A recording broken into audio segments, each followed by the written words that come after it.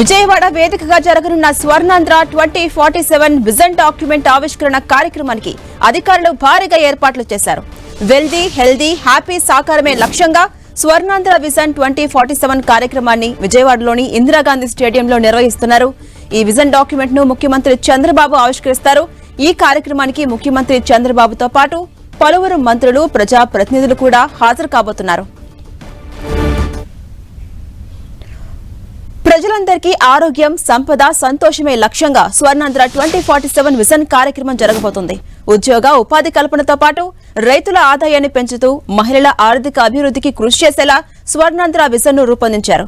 పేదరిక నిర్మూలన, యువతకు నైపుణ్యం, మానవ వనరుల అభివృద్ధి, ఇంటింటికి నీటి భద్రత, రైతు వ్యవసాయ సాంకేతికత, ప్రపంచ స్థాయి పంపిణీ వ్యవస్థ, శక్తి, ఇంధనాల వ్యయ నియంత్రణ సహా అన్ని రంగాల్లో పరిపూర్ణ ఉత్పాదన, సమగ్ర విధానాలతో స్వచ్ఛంద్ర వంటి 10 సూత్రాలతో విజన్ 2047 కార్యక్రమం జరగబోతోంది.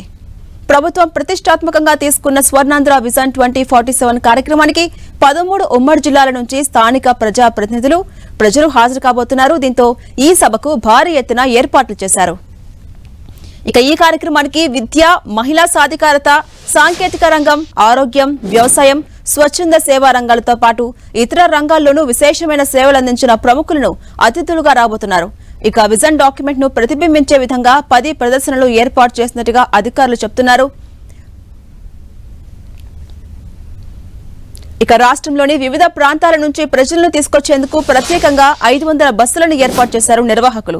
వాహనాల పార్కింగ్ కోసం ప్రత్యేకంగా పార్కింగ్ సదుపాయం కూడా కల్పించారు. మరోవైపు స్వర్ణాంధ్ర విజన్ 2047 కార్యక్రమాన్ని దృష్టిలో పెట్టుకుని నగరంలో పలు ప్రాంతాల్లో ట్రాఫిక్ ఆంక్షలు విధించారు. విజయవాడ సహా వివిధ జాతీయ రహదారులపై వచ్చే వాహనాలను దారి మళ్లిస్తున్నారు. భారీగా జనం వస్తున్న నేపథ్యంలో ట్రాఫిక్ ఇబ్బందులు ఏర్పడకుండా హైదరాబాద్, విజయవాడ, చెన్నై, కోల్కతా జాతీయ రహదారులపై వచ్చే వాహనాలను ఉమ్మడి నల్గొండ, కృష్ణా, గుంటూరు, ప్రకాశం జిల్లాలో పలుచోట్ల వాహనాలను వేరే మార్గంలో పంపుతారు.